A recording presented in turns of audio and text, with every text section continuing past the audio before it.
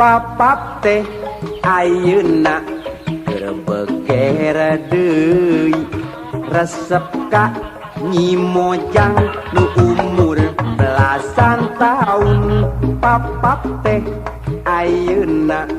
keur ngiler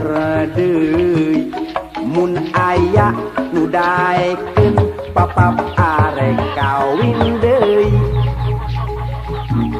jing saha jalmina anu kersa ka papap mah moarek nampik asal syaratna nu geulis asal syaratna nu geulis jing saha jalmina anu kersa ka papap mah moalek nampik asal syaratna nu geulis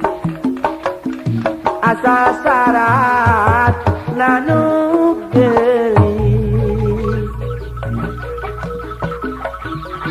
ieu mah mun kersa